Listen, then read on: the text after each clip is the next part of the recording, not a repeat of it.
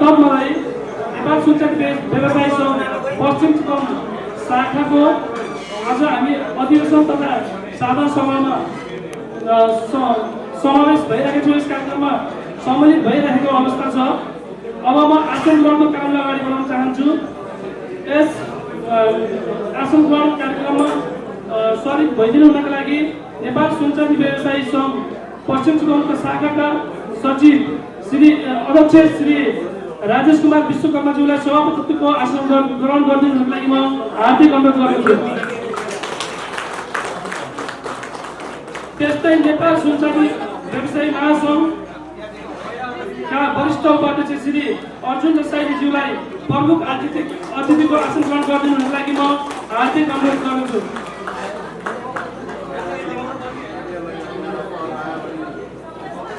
सूचक व्यवसायी महासङ्घका उपाध्यक्ष श्री विपिन दामोदरज्यूलाई म हार्दिक स्वागत गर्दछु।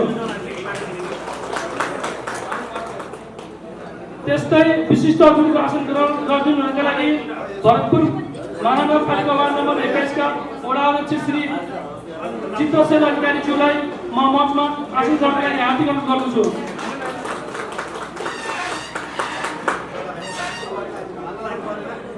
त्यस्तै अतिथिको आसन ग्रहण गरिदिनुका लागि नेपाल सूचक व्यवसायी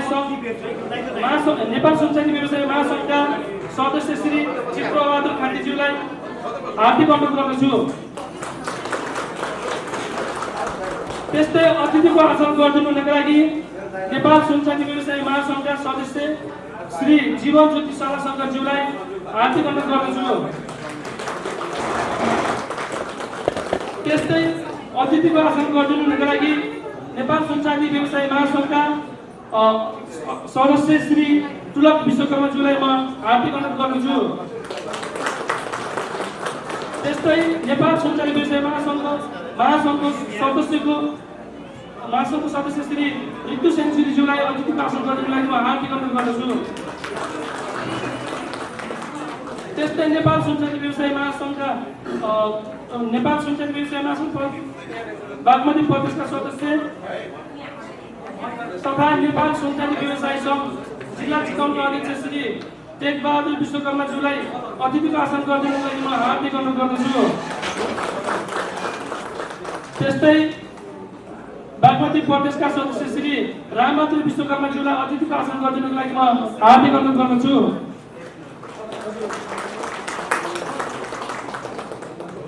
त्यस्तै चितवन सूचक व्यवसायी पूर्व चितवनका अध्यक्ष श्री प्रेम खातीज्यूलाई अतिथिको आसन गरिदिनुको लागि म हार्दिक अनुरोध गर्दछु।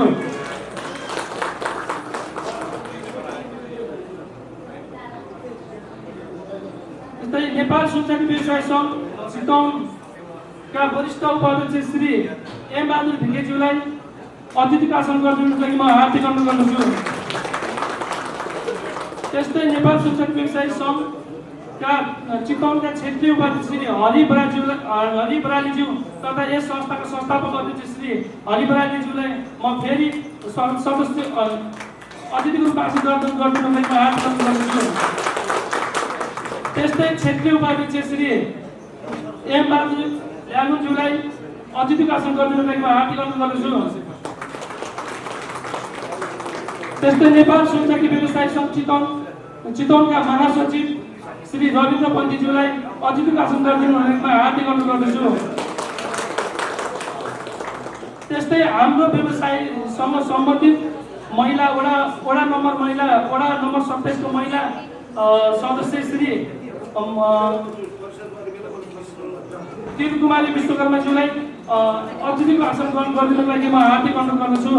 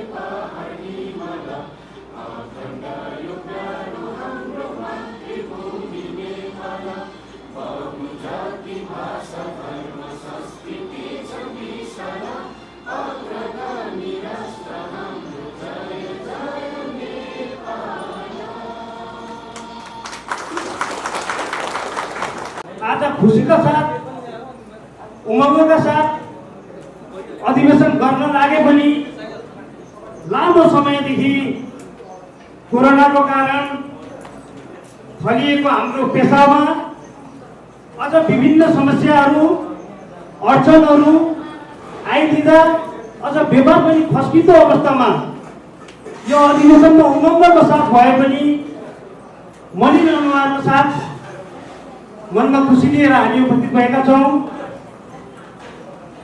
भौगोलिक कारणले भरतपुर महानगरपालिकाको धेरै वडालाई समेट्ने र ठुलो क्षेत्र ओगटेको यस पश्चिम चितवन सुनचाँदी व्यवसायिक सङ्घका व्यवसायीहरूले कठिनाइ पनि ठुलै भोग्नु भएको रहेछ। यस अधिवेशनको क्रममा सङ्गठनको तर्फबाट हामी सम्पूर्ण व्यवसायीहरूको घर दैलोमा एकतर्फ पुगाउनु त सङ्गठनको तर्फबाट भनेर लागेका थियौँ। तर यो पश्चिम चितवन सुनचाँदी व्यवसायिक समिति 104 जना व्यवसायीको घर दैलोमा पुग्दा 3 दिनको समय पुरै लाग्दो रहेछ।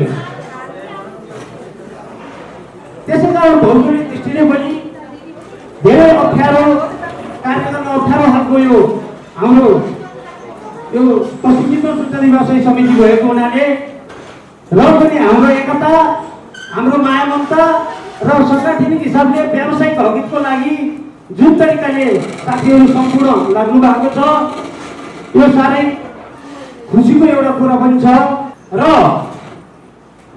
कयौँ पसलहरूमा जाँदाखेरि साँच्ची पश्चिम चितवनका व्यवसायीहरूलाई भेटघाट गर्दाखेरि र आज यो मञ्चमा लगभग महासङ्घकै जिम्मेवार व्यक्तिहरू भइरहँदा उहाँहरूको दुःख कष्टहरू हेरिरहँदा उहाँलाई केही जानकारी गराउन आवश्यक ठानेको छु।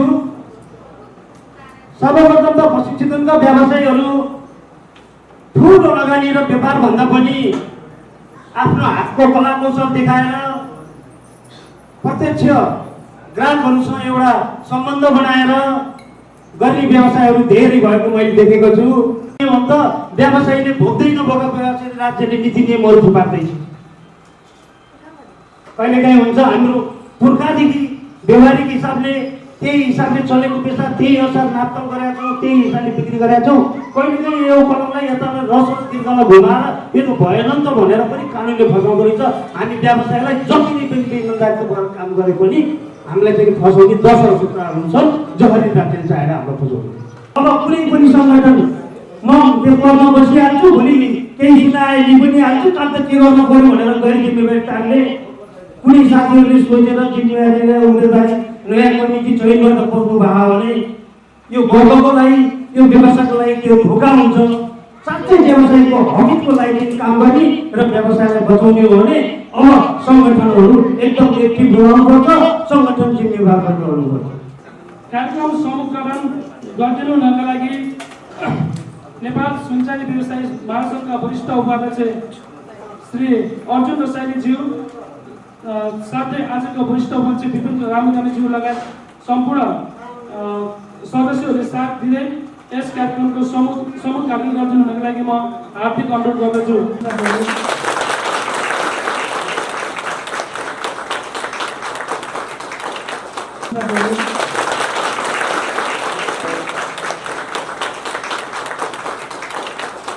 शुभकामनासहितको यो प्रशंसा पत्र प्रदान गरिएको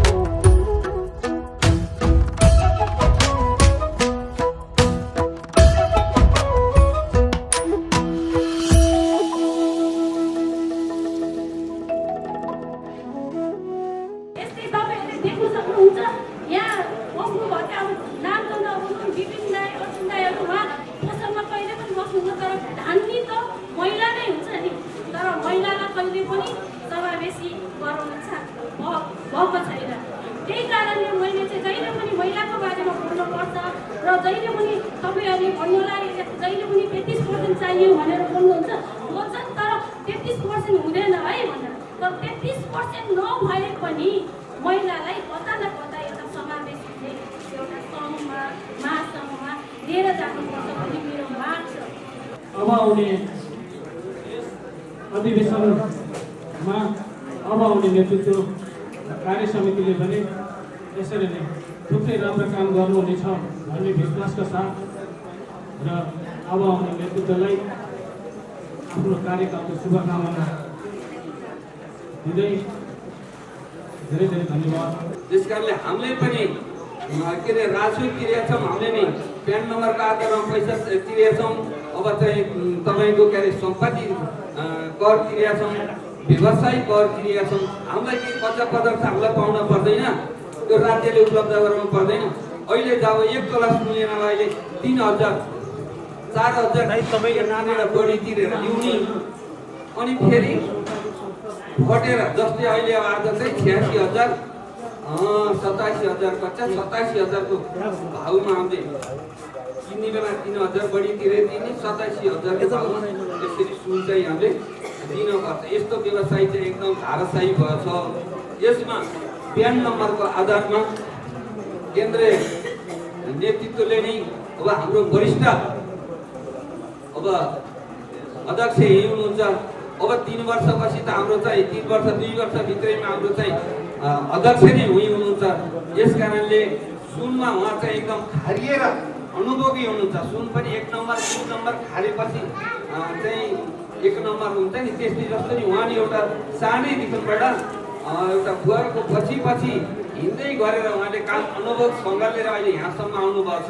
फेरि पनि म एउटा चाहिँ चितवन जिल्लाको एउटा जिल्लाको तर्फबाट केही कुरा राख्नु पर्दाखेरि हामीसँग केही समस्याहरू छन्। खास गरी शाखा र जिल्लाको बिचमा जुन ढङ्गबाट चाहिँ आर्थिक समन्वय मिलाउनु पर्ने थियो, त्यो कुरामा हामी पछि पुगेका छौँ। मलाई लाग्छ यो सभाले, यो कार्यक्रमले, यो अधिवेशनले जिल्लासँग हामी कसरी अझ मजबुत र सङ्गठित भएर जान सकिन्छ, कसरी जिल्लाको र शाखाको बिचको एउटा कडीलाई अझ जोडेर जान सकिन्छ भन्ने विषयमा ठोस निष्कर्ष निकाल्ने छ।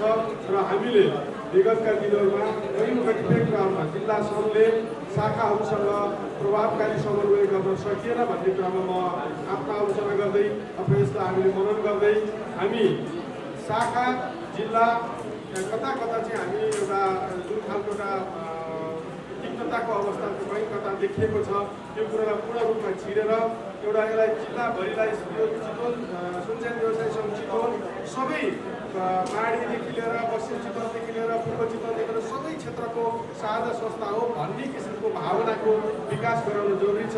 र यो काममा यो आजको यो अधिवेशनले सफलता प्राप्त गर्नेछ भन्ने कुरा म शुभकामना दिन चाहन्छु। र हामीलाई सबैलाई थाहा छ कि अहिले व्यवसायहरूले भोगेको समस्याहरू भनेको आपूर्तिको कच्चा पदार्थको समस्या छ, ओसार पसारको समस्या छ, त्यस्तै गरेर चाहिँ अब व्यावसायिक नीति निर्देशिकाको समस्याहरू छन्। यी यावत कुराहरू समस्याहरू हामीले झेलिरहेका छौँ। र यो समस्यालाई समाधान गर्नको लागि हामीले कुनै एउटा अमुक व्यक्तिबाट मात्र अपेक्षा नगरौँ। हामी आफैको बिचमा चाहिँ एकता, सद्भाव र सशक्त खालको व्यावसायिक एकता हुन सक्यो भने राज्यलाई मूलत यो सबै कुराको समस्याको के अरे निराकरण गर्ने निकाय भनेको राज्य हो। राज्यलाई यो कुराको अनुभूति गराउन सक्यौँ भने मात्र हामीले यो कुराहरू प्राप्त गर्न सक्छौँ। होइन भने हामी बनाउँदै जाने, अब के भन्छ हात्ती लम्किँदै जाने भन्ने जस्तो अवस्था रहला। चितवन जिल्लामा हामीले चाहिँ फुटेर होइन टुटफुट भएर जाँदाखेरि राम्रो हुँदैन। यसले हाम्रो व्यावसायिक एकतालाई भनौँ न सशक्तिकरणमा चाहिँ त्यसले टेवा पुग्दैन। त्यसो तपाईँ हामी आउँ, बसौँ, छलफल गरौँ, कहाँ कसले के कुराको समीक्षा गर्नुपर्छ, त्यो कमी कमजोरीको समीक्षा गरेर हामी अझ सशक्त एउटा सङ्घ बनाएर लिएर जाउँ। म यही मञ्चबाट म आह्वान गर्छु। पश्चिम चितवनका साथीहरू पनि र माडीका साथीहरू र हामी धेरै लडेका छौँ। यसमा नै म के भन्छु भने हामी वास्तवमै अहिले यो सभामा उपस्थित रहिरहँदाखेरि मलाई अत्यन्त आफ्नै घरमा आएको जस्तो लाग्छ। 3 वर्ष अगाडि म यही ठाउँमा आएको थिएँ र म एउटा एकाउन्टको विद्यार्थी भएको कारणले पनि यहाँ मैले सानो यो हिसाब किताब सम्बन्धी ट्रेनिङ पनि दिएको थिएँ। धेरै साथीहरू उपस्थित पनि हुनुहुन्थ्यो। त्यसै गरी मैले यहाँ धेरै कुरा भन्दा पनि आज धेरै कुराहरू अगाडि बढिरहेको छ। आज हामीले जुन म रत्न तथा आभूषण सङ्घमा विगत 1 वर्ष 1.5 वर्ष भयो गएको हामी जिल्ला सङ्घमा छौँ। किनभने हामी सँगै एउटै सहयात्री भएर हिजो हिँडेको अवस्था थियो। वास्तवमा म किन गएँ त भन्ने यहाँ अघि नै हामीले सरले भनिसक्नु भएको छ। प्रेमजी जतिखेर पनि आउन सक्नुहुन्छ, या त किन जानु हो भन्ने कुरा भन्दा पनि अरूलाई भन्दा पनि आफूलाई हेर्नु जरुरी छ। म के कारणले गयो, किन गयो र समय चक्रले के गर्यो भन्ने कुरा चाहिँ सुन्नु जरुरी आउँछ। र म अझै पनि के भन्न चाहन्छु भने हाम्रो जिल्ला साथीहरू आज हाम्रो वरिष्ठ उपाध्यक्षज्यू यहीँ हुनुहुन्छ। म उहाँलाई निवेदन गर्न के चाहन्छु भने अहिले महासङ्घहरू पनि 2-4 छन्। हामी चाहिँ रत्न आभूषणमा छौँ भन्दाखेरि अब यो रत्न आभूषण र हाम्रो नेपाल संस्कृतिको एउटै बनायो भने हामी चितवन जिल्ला पनि एउटै हुन्छ भन्ने यहाँलाई हामी प्रतिबद्धता पनि तयार गर्न चाहन्छौँ। किनभने हामी चितवन जिल्लाभरिका जति पनि शाखाहरू छ, हाम्रो भोलि रत्न आभूषण र नेपाल संस्कृति एउटै भएको अवस्थामा हामी आउन सक्छौँ। तर त्यसको लागि हामीले भनेका छौँ। वास्तवमै आज हाम्रो आवश्यकता के हो त? आज हामी यो पश्चिम चितवन भयो, पूर्वी चितवन भयो, माडी शाखामा हामीहरू साना साना व्यवसायीहरू, हामी सबै साना साना व्यवसायीहरू छौँ। आज 1 किलो सुल्झाउनु पऱ्यो भने हामी सबैजनाको आवश्यकता पर्छ।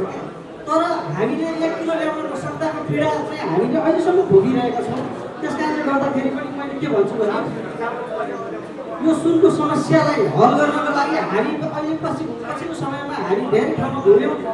धेरै साथीहरू तपाईँको पलायन भइसक्नु भएको छ, सुनचाँदी व्यवसायबाट पलायन भइसक्नु भएको छ। आज 3,000 बढी तिरे भन्छ सुन पाउने, नत्र भने नपाउने।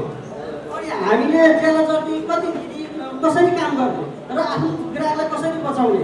के खालि हामी साना व्यवसायीहरूबाट खालि त्यो ठुला व्यवसायीहरू हातमा मात्रै जाने बाटो देखाउनु बसेको हुँदा हामी होइनौँ भने हामीलाई पनि सुन चाहियो नि त।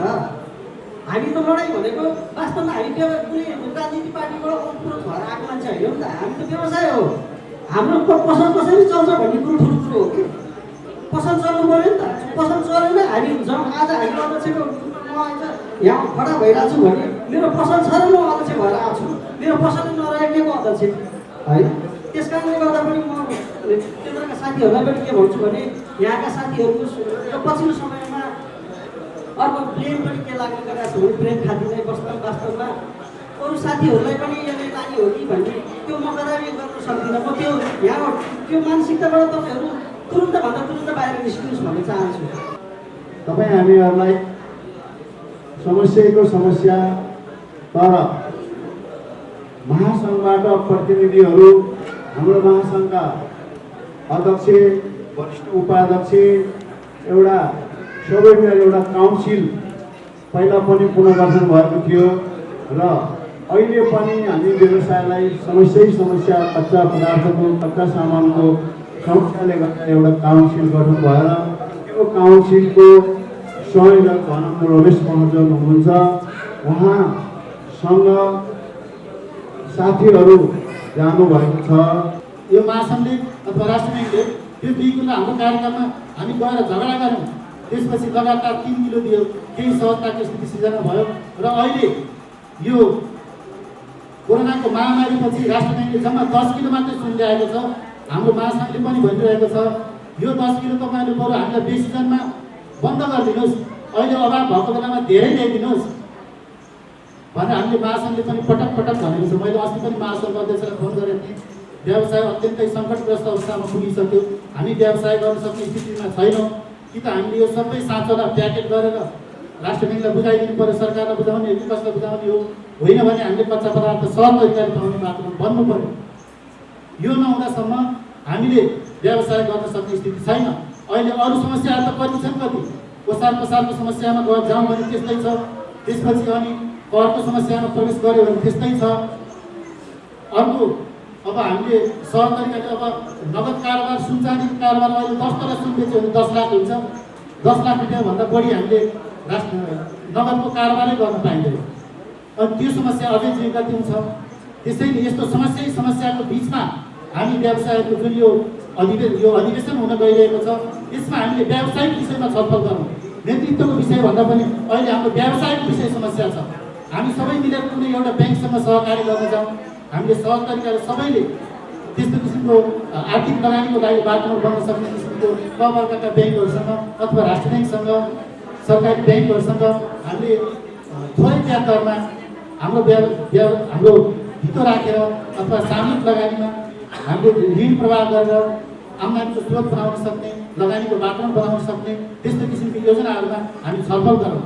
पूर्वबाट पश्चिम जाने यात्रुहरूको व्यवस्थापन गर्ने कुरालाई जुन महत्त्वपूर्ण ऐतिहासिक कार्य गर्नुभएको छ यो सबैले सम्मानित गर्नुपर्ने कुरा छ। हामीले पक्कै पनि महानगरपालिकामा आउँदो नगर परिषदमा त्यसलाई पनि हामीले एउटा मध्यनजरले भूमिका निर्वाह गर्नुपर्छ भन्ने हाम्रो पनि बुझाइ छ।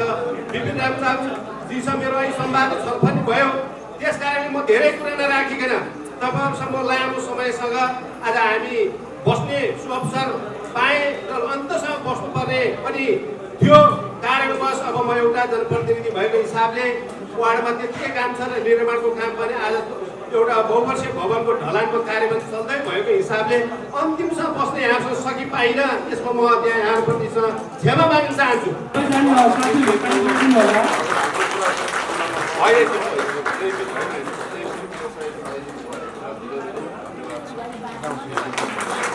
कि हाम्रो व्यवसाय सम्हाल्ने महिलाहरूको एउटा प्रतिनिधि पात्र हाम्रो सङ्घमा उभिँदै हुनुहुन्छ, तर हाम्रो साथीहरूलाई जहाँ पनि त्यो बाइक गार्ड गर्न मन लाग्ने, बाइपास गर्न मन लाग्ने, उहाँलाई समय दिन मन नलाग्ने, उहाँको नाम तलमाथि गर्दा उहाँहरूलाई मजा आउने के हो साथीहरू?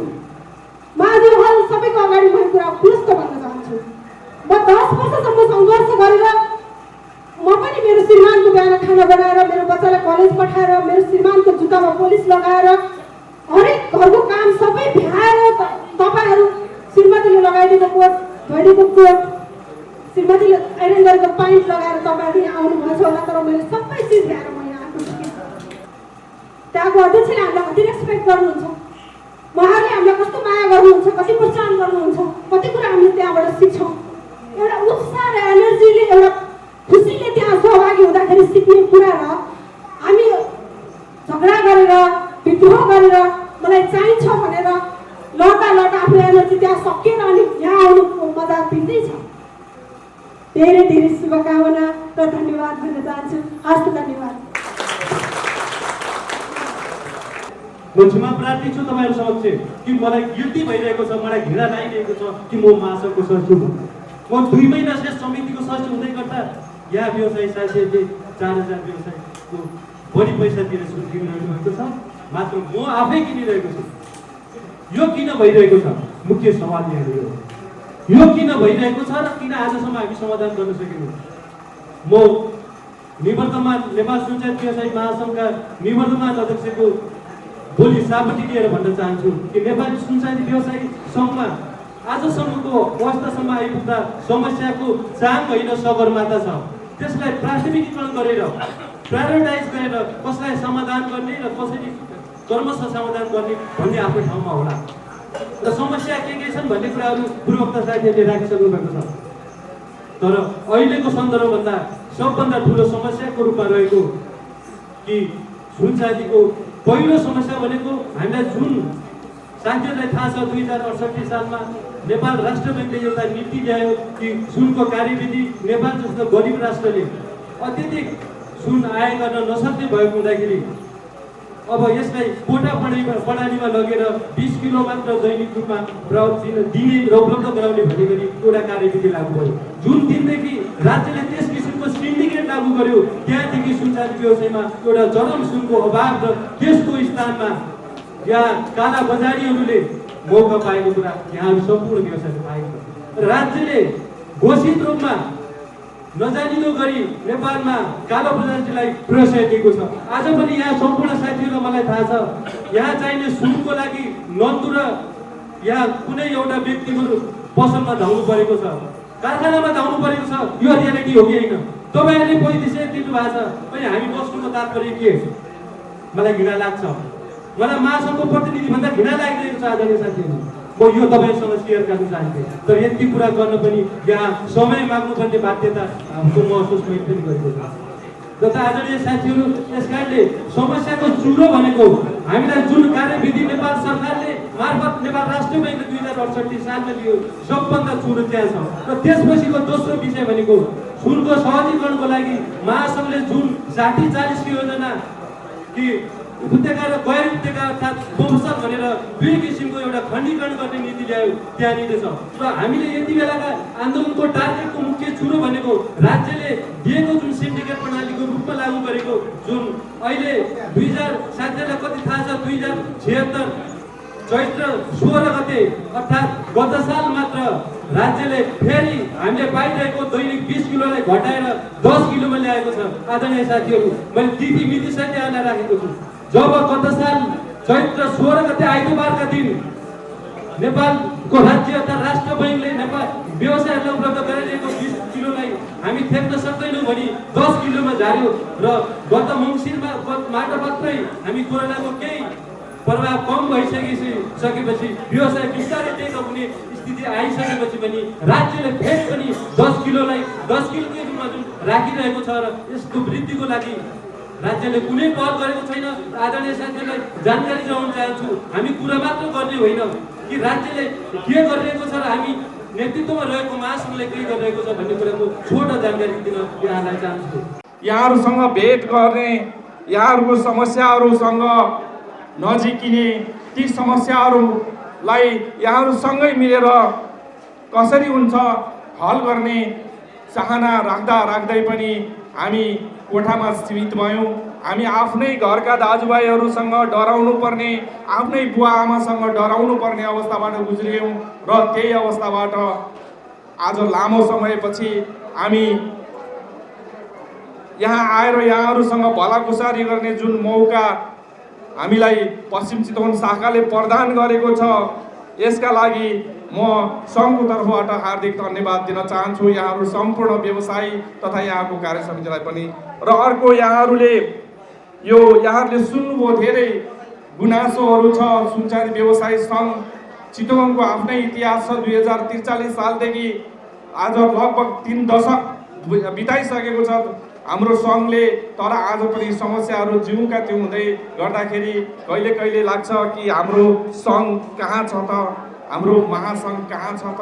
यो अवस्थामा पनि त्यो पीडाले यहाँहरू आक्रान्त हुँदै पनि लाग्यो होला बेला बेलामा कि हाम्रो सङ्घ कहाँ छ भन्ने। तर आज यहाँहरू उत्सुक भएर फेरि यस सङ्घका विभिन्न पदमा रहनुभएका, महासङ्घका विभिन्न पदमा जिम्मेवारी लिइरहनुभएका र लिँदै गर्नुभएका हाम्रा अतिथिज्यूहरूलाई जुन किसिमले यहाँहरूले एउटा पुष्पगुच्छाहरू यहाँहरूले अर्पण गर्नुभयो, यहाँ हौसलाका साथमा यहाँहरू सम्मान गर्दै हुनुहुन्छ, यसका लागि पनि म सङ्घको तर्फबाट मुरी धन्यवाद दिन चाहन्छु। आदरणीय साथीहरू, म आज सङ्घको एउटा ढुङ्गाको अगाडि नाउको रूपमा अगाडि लैजाने अग्रभागमा छु। यदि हामी सम्पूर्ण हाम्रा यसका अङ्ग प्रत्यङ्गहरू सहज रूपमा गयो भने निश्चित रूपमा लक्ष्यमा हामी चाँडै गन्तव्यमा पुग्न सक्छौँ। हामीले देखिरहेका छौँ कुनै साथीको अलिकता राम्रो व्यवसाय चलिरहेको छ भने ल त्यो मलाई साउजी मलाई यो घर यति भाडामा दिनुहोस्, म यति भाडा दिन्छु भन्ने कुरा पनि हामीले देखिरहेका छौँ। त्यस्तै गरेर चाहिँ अहिले सलामीको कुरा उठिरहेको छ कि हामी जथाभावी हालेर चाहिँ आफ्नो घरमा तपाईँको ऋण कति छ, तपाईँले कति लगानी गर्नुभएको छ त्यो हिसाब नगरिकन हामीले जथाभावी रूपमा चाहिँ त्यसको मूल्याङ्कन गरेर व्यवसाय खरिद गरिदिने गरेका छौँ। आदरणीय मित्रहरू, हामीले त्यो पैसा साँच्चीकै हाम्रो व्यवसायमा लगानी गर्नुभन्दा हामीले एउटा ब्याङ्कमा राखेर त्योभन्दा धेरै आम्दानी गर्न सक्ने अवस्थामा हामी त्यसरी व्यवसाय सञ्चालन गरेका छौँ। हाम्रो जिल्ला चितवन हरेक कुनै पनि समयमा हाम्रो ढोका चाहिँ हाम्रो पश्चिम चितवनका साथीहरू, पूर्व चितवनका साथीहरूलाई हामीले खुल्ला राखेको कुरा म जानकारी दिँदै अब हाम्रा अग्रजहरू पनि यहाँ हुनुहुन्छ, समयले नेटो काटिसकेको हुनाले म यहाँहरूसँग बिदा लिन चाहन्छु। हस् त, धन्यवाद। सुनका गरगहना किन्दै गर्दा चोरीको समस्याले हामी पीडित भयौँ र त्यो पीडित हुँदै गर्दा होइन व्यवसाय एकताको लागि हामी एक भएर बुलन्द आवाजको सहित सङ्घ खोल्नुपर्छ भन्ने मान्यताको साथ हामीले संस्थाको चाहिँ सुरुवात गर्यौँ। तर आज यो समस्या यहाँसम्म आउँदाखेरि पनि मुलुकी ऐनमा सुनलाई नगद सर मान्यता दिइसक्दा पनि हामी व्यवसायहरूलाई समस्या परेकै छ। यसको लागि म व्यवसाय साथीहरूलाई के अनुरोध गर्न चाहन्छु भने सकभर बिल बिनाको सामान खरिद नगरौँ र गर्दै गर्दा पनि जुन हाम्रो नेपाल सुन जाति व्यवसाय महासङ्घद्वारा जारी गरिएको र चितवन जिल्लाले पनि त्यसलाई यहाँ तपाईँहरू माझ पठाइसकेको होला भरपाई भाउचर भरेर ग्राहकको साथी सहितको कन्ट्याक्ट नम्बर सहितको उसको एउटा प्रमाण नागरिकता अथवा लाइसेन्स राखेर सुन खरिद गरौँ। त्यस खरिद गर्दै गर्दा त्यसले दुःखै नपाउने त म भन्न सक्दिनँ, तर धेरै व्यवसायलाई राहत चाहिँ हुन्छ।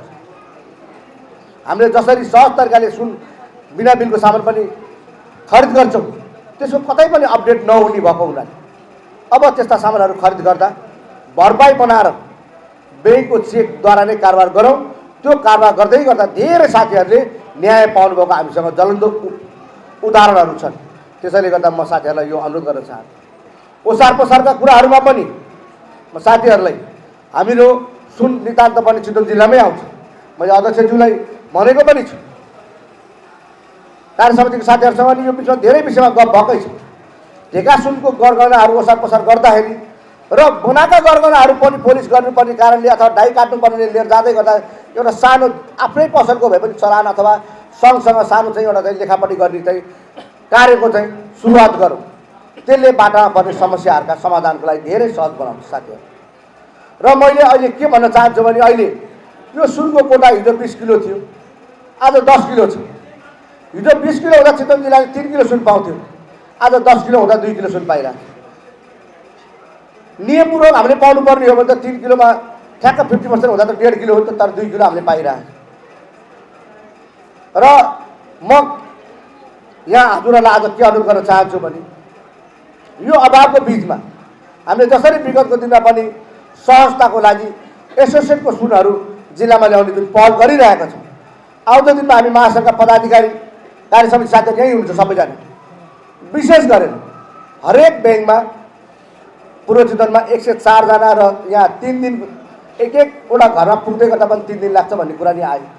यो व्यवसायीहरूको घनत्वलाई मध्यनजर गर्दै एसोसिएटको सुन हरेक ब्याङ्कमा चाहिँ न्यूनतम पनि 500 ग्राम चाहिँ यो शाखालाई रामपुर शाखालाई ल्याउन र चाहिँ हामी लगायत हाम्रा केन्द्रीय सदस्य वरिष्ठ उपाध्यक्षज्यू हामी चाहिँ लाग्ने त तपाईँहरूलाई प्रतिबद्धता पनि म यहाँ जाहेर गर्न चाहन्छु। यो विषयमा चाहिँ हामी नितान्त एकदम लागेर हरेक एसोसिएटमा चाहिँ हामी 500 ग्राम सुन चाहिँ चितवन जिल्लालाई भिन्नै तर्फबाट पारेर चाहिँ ल्याउने हामी कोसिस सँगसँगै कार्यान्वयन पनि गर्छु, तपाईँहरूलाई बाचा दिन चाहन्छु।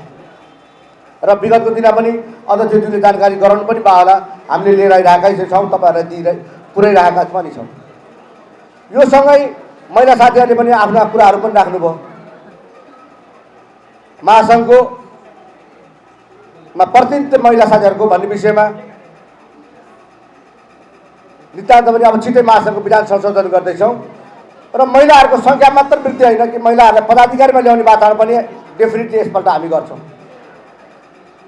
यहाँ तपाईँहरूले भन्नुभएको कुरा समयले ती कुराहरूलाई सम्बोधन गर्ने भएको भएर केही समय कुर्दिन म अनुरोध गर्न चाहेँ मैले साथीहरू। त्यस्तै त्यो महासङ्घमा हामी चितवन जिल्लाले 6 जना होइन 7 जना होइन 8 जना प्रतिनिधिहरू हामीले गरिरहेको छ। यो चितवनको लागि एउटा गर्वको विषय पनि हाम्रो साझा प्रयास र हाम्रो एकता नै आजको यो रङको चाहिँ उदाहरण हो भन्न चाहन्छु। अहिले यो अनिकालको बिचमा यो समस्याको बिचमा मैले यो उदाहरण तपाईँहरूलाई किन दिन चाहेँ भन्दाखेरि यो अधिवेशन पनि हो, आजको दिन अधिवेशनको दिन भएको कारणले पनि म यहाँहरूलाई सम्पूर्ण व्यवसाय साथीहरूलाई के अनुरोध गर्न चाहन्छु भने सहमति र सहकार्यमै सबैभन्दा ठुलो शक्ति छ। त्यसैले यो बन्न लागेको अधिवेशनमा बन्न लागेको नयाँ कार्य समितिमा सबैजना साथीहरूलाई रोल क्रम अनुसार अगाडि बढ्नुहोस् म अनुरोध गर्न चाहन्छु।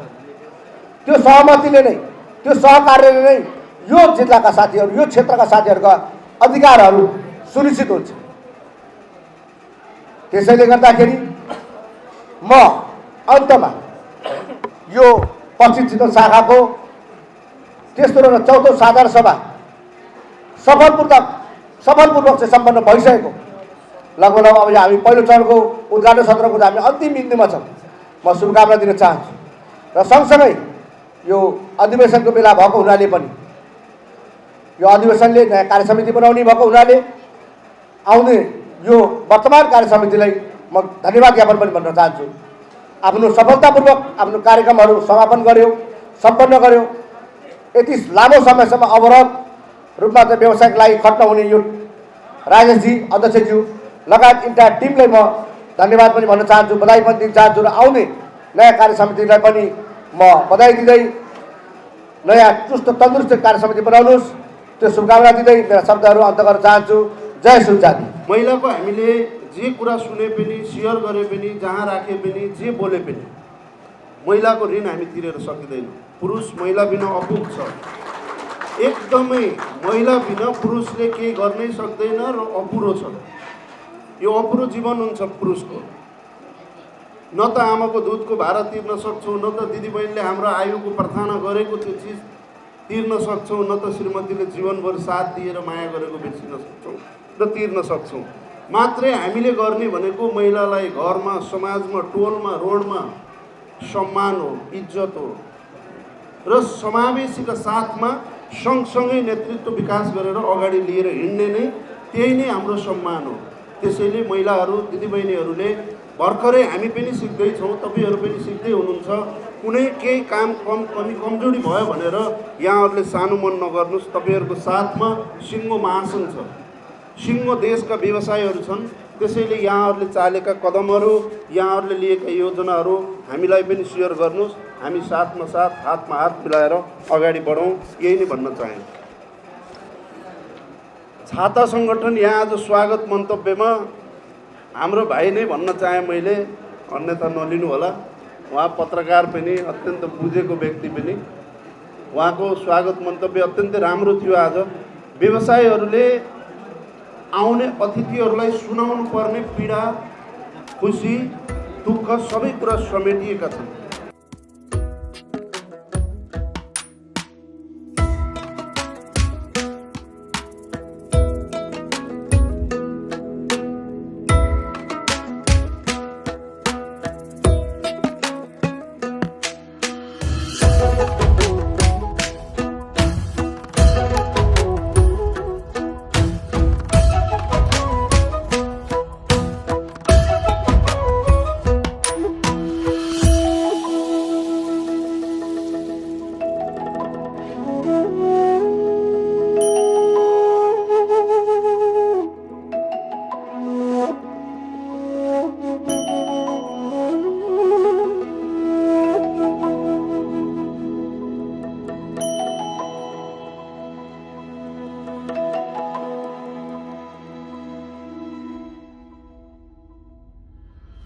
नेपाल सुनचाँदी एउटा चितवनकै उद्यम स्थल हो, चितवनबाटै जन्मिएको हो। नेपालमै सुनको साङ्गठनिक रूपबाट हामी सङ्गठन खोल्नुपर्छ भनेर चितवनबाटै जन्मेको संस्था हो र चितवनबाट आज हामी देशव्यापी हुँदै यहाँसम्म आएका छौँ र म स्वयं चितवनको एउटा व्यापारी, तपाईँहरूकै घर परिवारको भाइ भतिजो, महासङ्घको वरिष्ठ उपाध्यक्षसम्म पुगेको छु र 2-3 वर्षपछि महासङ्घको त्यो भोटे तालचाको ताला चापी नै मेरो हातमा लिने सोचका साथ म अगाडि बढेको छु। यो तपाईँहरूको आशीर्वादले हो र यहाँहरूको काम, यहाँहरूको व्यवसायहरूका समस्या र व्यवसायको एउटा शीतल छाया, छाता सङ्गठन बन्न सके कि सकेन भन्ने विषयमा म त्यही सङ्गठनको वरिष्ठ उपाध्यक्ष भएर पनि केही कुराहरू बोल्नुपर्ने हुन्छ।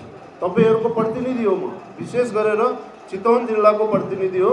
तपाईँहरूले त्यहाँका गतिविधिहरू यहाँ ल्याउनका लागि मलाई पठाउनु भएको। हामी जुन ठाउँमा पुगेका छौँ सङ्गठनमा हामीले केही पनि गर्न सक्ने अवस्थामा छैनौँ। यो सङ्गठन नै अत्यन्तै तल छौँ हामी, किनकि हाम्रो कहीँ पनि पावर चल्नेवालै छैन। न पुलिसमा हलदार छ हाम्रो मान्छेहरू। हामी यो सुन व्यवसायमा लागेका विश्वकर्मा, साक्टे समुदाय, सोनार समुदाय, यो 3वटा समुदाय बाहेक अहिले केही व्यवसायहरू, केही अन्य वर्गका साथीहरू पनि यसमा आउनु भएको छ। तर पनि हाम्रो लेभल जुन यो व्यवसायको यहाँ हामी कुरा गर्छौँ, ट्रक व्यवसायले यस्तो गर्यो भने पावर लगाउँछ, फलफुलले यस्तो गर्यो भने पावर लगाउँछ, त्यहाँ 2टा किसिमका चिजहरू छन्। म अहिले महासङ्घमा पनि अब यसलाई लागू गर्नुपर्छ भन्ने पक्षमा छु।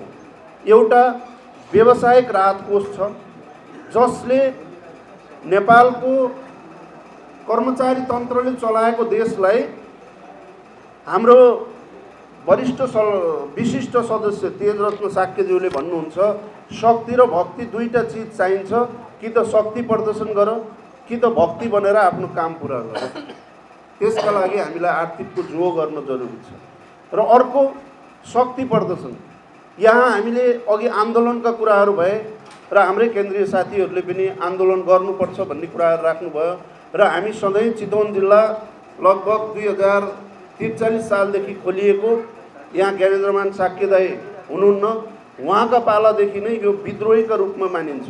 यो केन्द्रमा पनि चितवनले व्यवसायका हितका लागि विद्रोही गर्ने संस्था हो र चितवनकै चित्रबहादुर खाती जो हाम्रो आदरणीय दाई हुनुहुन्छ, उहाँको कार्यकालमा चितवनले नै मोफसलको पनि अध्यक्ष हुनुपर्छ भनेर आवाज उठाएको थियो र त्यो आवाज उठाउने पहिलो व्यक्ति हामीले अहिले यहाँ हुनुहुन्छ एम सरले त्यो विधान संशोधन गर्न चितवनले ठुलो भूमिका खेलेको थियो। त्यसपछि चितवनले नै अब केन्द्र होइन महासङ्घ हुनुपर्छ भनेर त्यो भूमिकामा हामी गएर महासङ्घसम्म बनायौँ र महासङ्घमा पनि केही यहाँ साथीहरूलाई थाहा छ अलिकति विद्रोहीको भूमिकामा म सधैँ रहन्छु। सङ्गठन हामीले माया गर्ने हो, सङ्गठनलाई मजबुत बनाउने हो र सङ्गठनलाई बलियो बनाउने हो। तर सङ्गठनले दिनुपर्ने व्यवसायहरूलाई सुविधा दिन सक्दैन भने सङ्गठनमा विद्रोह गर्नुपर्छ भन्ने चाहिँ मेरो सोच हुन्छ। र हामी सङ्गठनमा लागेका केही व्यक्तिले गर्दा यो सङ्गठनले केही काम गर्न सकिरहेको छैन। यो हामीले हिजो म उपाध्यक्ष हुँदाखेरि थोरै पावर थियो, अहिले वरिष्ठ भएको छु र वरिष्ठ हुँदाखेरि पनि अब पावर सेयरिङ कसरी गर्ने भन्ने विषयमा राम्रोसँग हाम्रो छलफल पनि भइसकेको छ। हिजोका दिनसम्मको यो सङ्गठन केही गुटबन्दीका कारणले, केही धनाढ्यका कारणले यो सङ्गठनले 2043 सालदेखि आजको मितिसम्म केही पनि सिनको पनि भाँचेकै छैनौँ कि हामी। यो खाता र माला तपाईँहरूले लगाइदिँदा बडो दुःख लाग्छ, लाज लाग्छ र हामी भन्छौँ मलाई सम्मान भएन, मेरो प्रोटोकल मिलेन, यी सब बेकार हो। के का लागि हामी गएको हो महासङ्घमा? तपाईँहरूको सम्मान लिनका लागि होइन, तपाईँहरूको लागि अगाडि हामी नाम कमाउनका लागि होइन। म तपाईँहरूको घर परिवारको एउटा सानो मान्छे हो र हामी ठुलो मान्छे होइन। हामी कहाँ पुगेका छौँ? सुनारको छोरो, सुनार दोकानको एउटा पसल छ, त्यही सुनारहरूको सङ्गठनको सदस्य हो, त्यहाँको वरिष्ठ उपाध्यक्ष। मैले ठुलो पद कहाँ हासिल गरेँ? म के भएको छु? एउटा कामीको छोरा, त्यही कामीले गर्ने व्यवसायको सङ्घको वरिष्ठ उपाध्यक्ष, अध्यक्ष नै भयो नि केही पनि होइन। त्यो सुनको कोटा खारेज के कारणले गर्दैछ, किन गर्दैछ, तपाईँ व्यवसायले पाउने ग्यारेन्टी के हो? यहाँ केही धनाढ्य व्यवसायहरूले ठुलो रोल खेल्दैछन् अहिले, त्यसमा म एउटा बाधक बनिरहेको छु र म यो हुन पनि सायद असम्भव होला। एउटा महासङ्घको वरिष्ठ उपाध्यक्षले सुनको कोटा यत्तिकै खारेजका लागि हस्ताक्षर गर्ने म छैन। तपाईँ हामी सानो व्यवसाय हौँ, अघि स्वागत मन्तव्यमा भन्नुभएको छ सानो व्यवसायको छाता बनोस् यो सङ्गठन। त्यही सङ्घर्ष र त्यही आन्दोलनमा छौँ हामी। हामी त धनाढ्य व्यवसायलाई नमस्कार गर्नका लागि होइन, साना व्यवसाय देशभरिका व्यवसायका छाता बन्नुपर्छ, ती व्यवसायले सुविधा पाउनुपर्छ। धनाढ्य व्यवसायहरू त्यसै सम्पन्नशाली छन्, उहाँहरू त्यसै व्यवस्थित छन्, कसैले व्यवस्थापन गरिदिनु पर्दैन। सङ्गठनले साना व्यवसायको व्यवस्थापन गर्नु छ। यो व्यवस्थापन गर्नका लागि तपाईँहरूको पक्षमा हामी छौँ। किन सुनको कोटा खारेज गर्नु हुँदैन भन्दाखेरि तपाईँ हामी ब्याङ्कमा गएर 1 किलोको कुरा छोडौँ, 100 ग्राम सुन उठाउनलाई धेरै धौधौ पर्ने व्यवसाय छ। तपाईँ हामी कतै 1-2 जना हातमा गन्ने साथीहरू होला किलो सुन उठाउनु। तर सुनको कोटा खारेजी भनेको के हो? ब्याङ्कमा एलसी खोल्ने, 50 किलो सुन एकचोटिमा मगाउनु। ल यो हलभित्र कोही छौँ हामी, यो सुनको कोटा खारेजी गरेपछि एलसी खोलेर 50 किलो सुन ल्याउने हामीमा कसैमा छ त्यो हैसियत, त्यो जिम्मा? यदि ल्याउने मान्छेले कोटा खारेजी गरेपछि चितवन जिल्लालाई त्यो 50 किलोबाट यति किलो सुन दिने ग्यारेन्टी, ताकि हात थाप्न जाने होइन कि 2 तोला सुन देऊ 5 तोला सुन देऊ भनेर फेरि ती धनाढ्यहरूकोमा, त्यसमा पनि केही विदेशी शक्तिहरूले बनाएको एउटा युनिटीमा तपाईँ हामी जान नपरोस्। उहाँहरू सुनबाट अर्बौं रुपियाँ लुट्ने तपाईँ हामीलाई योजना बनाइरहेका छौँ यो सुनको कोटा खारेजीको विषयलाई लिएर। यहाँ राष्ट्र ब्याङ्कको वार्षिक 5-6 करोड चियापानको खर्च मिलान गरिदिने टिमहरूले भनिरहेका छन् कोटा खारेज। जबसम्म व्यवसायले हात थाप्ने होइन, काठमाडौँमा 2 तोलाको लागि कमसे कम अहिले सिफारिसबाट जिल्लाको हस्ताक्षरबाट तपाईँ हामीले 2 किलो भए पनि हाम्रो अधिकार हो यो भनेर ल्याउन पाएका छौँ। सुनको कोटा खारेजी पछि त्यो सम्भावना छैन। त्यसैले हामी सुनको कोटा खारेजी चाहन्छौँ, तर महासङ्घले त्यसको व्यवस्थापन र खाका तयार गर्नु पर्यो। पहिला हामीले सही गर्नुभन्दा पहिला व्यवसायले सुन कसरी पाउने त 50 किलो 25 किलो 20 किलो जुन मगाइन्छ त्यो सुनबाट जिल्लाहरूलाई वितरण गर्ने कसरी, र त्यो मगाउने मान्छेहरू पनि महासङ्घको एसोसिएट सदस्य हुने कि नहुने, सुन मगाउनलाई महासङ्घको सदस्य बन्नु पर्ने कि नपर्ने, यी कुराहरूको खाका र एउटा नीति तयार नभएसम्म सुनको कोटा खारेजीको माग हामीले उठाउनु हुँदैन। र यो 1 हप्तामा यदि कोटा हाम्रो बढेन भने एउटा बैठक राख्दैछौँ। त्यो किन राख्दैछौँ भने यहाँ आन्दोलनको कुरा हुन्छ। महासङ्घ आन्दोलन गर्न डराएको होइन, महासङ्घ आन्दोलनको नेतृत्व गर्न डराएको होइन। चितवन जिल्लाले पनि एकल निर्णय गरेर हिजोका दिनमा कतिपय ठाउँमा आन्दोलन गरेका छन्। त्यसैले अहिले सिङ्गो महासङ्घ छ, महासङ्घले आन्दोलनका लागि कुनै पनि खुट्टा कमाएको छैनौँ। तर जिल्ला सङ्घ र नगर सङ्घको दायित्व, उहाँहरूको भूमिका र उहाँहरूको कर्तव्य के हो त? महासङ्घमा कुनै वरिष्ठ उपाध्यक्षले अध्यक्षले मात्रै सबै कुरा सम्पन्न गर्न सकिँदैन। महासङ्घमा बसेका सबै साथीहरूले मात्रै, कार्य समितिले मात्रै पनि त्यसलाई सम्पन्न गर्न सकिँदैन भन्ने उद्देश्यले जिल्ला र नगरका साथीहरूको पनि हामीलाई प्रतिबद्धता चाहियो। यहाँ निर्देशिकाको लागि आन्दोलन गर्दा हामी धेरै अप्ठ्यारोमा परेका थियौँ। त्यो बेलामा हाम्रो सुचन्दीलाई पनि थाहा छ, हामी धेरै अप्ठ्यारोमा पऱ्यौँ त्यो आन्दोलन कसरी सेफ ल्यान्ड गर्ने भनेर। जिल्लामा विभिन्न जिल्लामा व्यवसायी साथीहरूले हामी काठमाडौँमा आन्दोलनमा छौँ, यहाँबाट फोन जान्छ, कोहीले झ्यालबाट सुन बेच्यो, कोहीले छतमा लगेर बेचिरहेको छ, कोहीले चोकमा बोलाएर सुन दिएको छ। त्यसरी हाम्रो आन्दोलन हुन सक्दैन। त्यसैले हामीले जिल्लाका नगर र जिल्लाका अध्यक्ष, नगर र जिल्लाका अध्यक्ष र महासचिवले काठमाडौँको बैठकमा लिखित रूपमा प्रतिबद्धता गर्नु पर्यो उहाँहरूको जिम्मेवारी र भूमिका के हो त। किनकि जिल्ला नगर भनेको महासङ्घको स्वायत्त हो। उहाँहरूले आफ्नो छाता सङ्गठनले गरेको निर्देशनलाई पालना गर्ने कि नगर्ने, त्यसको प्रतिबद्धता यदि भयो भने सशक्त आन्दोलन बनेका छौँ हामीले। अब महासङ्घले गर्ने आन्दोलन सशक्त आन्दोलन गर्ने। हामीलाई धेरै कुराहरू छन्, आर्थिकका कुराहरू छन्, आन्तरिक राजस्वका कुराहरू छन्, आयातका कुरा छन्, निर्यातका कुरा छन्, लगायतका अन्य हाम्रा समस्याका विषयलाई लिएर एउटा बुदागत रूपबाट प्याकेजमा हामीले सशक्त आन्दोलन गर्नुपर्छ भन्ने तयारी गर्दैछौँ। त्यसमा यहाँहरूको साथ र समर्थनले मात्रै हामी सफल हुन सक्छौँ। केही हस्तकलाले लिएर गएको छ, सुन कहाँ कहाँ कसरी गएको छ र कसले बेचेको छ भन्ने समेत महासङ्घ अन्यहरूको छ। महासङ्घले पाउने 6.5 किलो सुन होइन दैनिक, यहाँ 10 किलो भने पनि हाम्रो महासङ्घले पाउने 6.5 किलो सुन हो। 6.5 किलो सुनलाई एसोसिएट छुट्टै छन्, हेर्नुहोस् 34 जना एसोसिएट छन्। काठमाडौँ जिल्लामा त्यसको 50% त्यहीँ गइहाल्यो। सुन विभिन्न जिल्लामा पठाउनलाई धेरै अप्ठ्यारो छ, त्यही पनि हामीले बडा मुस्किलले मिलाएर कुनै जिल्लाको पनि धेरै कोटा नकाट्ने गरी गरिएको छ। अघि दिप्ती उपाध्यक्षले राख्नुभयो, त्यो राम्रो कुरा छ। हामी एसोसिएटको सुन यहाँहरूलाई उपलब्ध गराउनलाई पहल गर्छौँ र पहल हामी गरिसकेपछि सफल पनि हुनेछौँ। त्यसमा यहाँहरू निर्धक्क रहनुहोस्। र सुनको कालो बजारीको विषयमा अब यहाँहरूलाई महासङ्घले के गरे के गरेन भन्दा पनि सबै साथीहरूलाई हेर्दाखेरि महासङ्घको निर्देशनलाई यहाँहरू कतिजनाले पालना गर्नुभयो म सोध्छु, हात उठाइदिनु होला। महासङ्घले कसरी खरिद बिक्री गर्ने भनेर एउटा निर्देशिका पठाएका छौँ, त्यो कसको दोकानमा टाँस्नु भएको छ? एकचोटि हात उठाइदिनु होला। कोले टाँस्नु भएको छ? यो महासङ्घले पठाएको निर्देशिका छैन।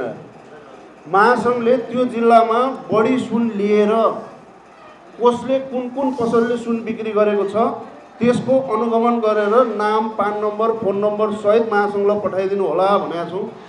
म अध्यक्षज्यूलाई र यो शाखाका अध्यक्षज्यूलाई सोधेँ, तपाईँहरूले पठाउनु भएको छ बढी सुन लिएर बेच्ने व्यवसायीको नाम छ छैन, यो पनि छैन। यो पत्र 1 हप्ता पहिला मात्रै महासङ्घले जिल्लालाई पठाएको छ। को हुन् बढी लिएर सुन बेच्ने, उहाँहरूको नाम पठाउनुहोस् र हामीले महासङ्घमा अनुगमन समिति तयार राखेका छौँ। जहाँ आउँछ त्यहाँ हामी पुग्छौँ र उसले त्यो बढीमा लिएको सुनको स्रोत के हो र कहाँबाट ल्याइएको सुन हो। सुन कहीँबाट आएको छैन, ब्ल्याकमा हाम्रै साथीहरूबाट आएको छ, हाम्रै महासङ्घबाट आएको छ। कोही हाम्रोबाट आएको छ, कोही रत्नबाट आएको छ, कोही हस्तकलाबाट आएको छ। सुन ल्यायो, बम्बेवालालाई भ्याट्ट लर दिएपछि बेचिदिने हुन्छ। को हो त नि ब्ल्याक गर्ने मान्छे त? हाम्रो व्यवसाय त कोही छैन। महासङ्घले 1 हप्ता पहिला खार्नेवाला बम्बेवाला र टन्चवालाले सुन बेच्छ भने जिल्लाले कारबाही गर्नुहोस् भनेर पत्र पठाएको छु। तुरुन्त रोक्न लगाएका छौँ। रोकिएको छ त। महासङ्घ भनेको यो जिल्ला स्वायत्त छ। यहाँको सबै चिजलाई एउटा पोलिसी मेकर हो महासङ्घ। महासङ्घले पोलिसी बनाउँछौँ र त्यो पोलिसी अनुसार, निर्णय अनुसार यो जिल्लामा पठाएको चिज जिल्लाले कार्यान्वयन गराउनुपर्छ। सुन वितरण गर्ने एउटा खाका पठाएको छौँ। तपाईँहरूको कसैको सुन यहाँ लिएर वितरण गर्दा त्यो फर्म भराइएको छ? कोही साथीहरूले भर्नु भएको छ?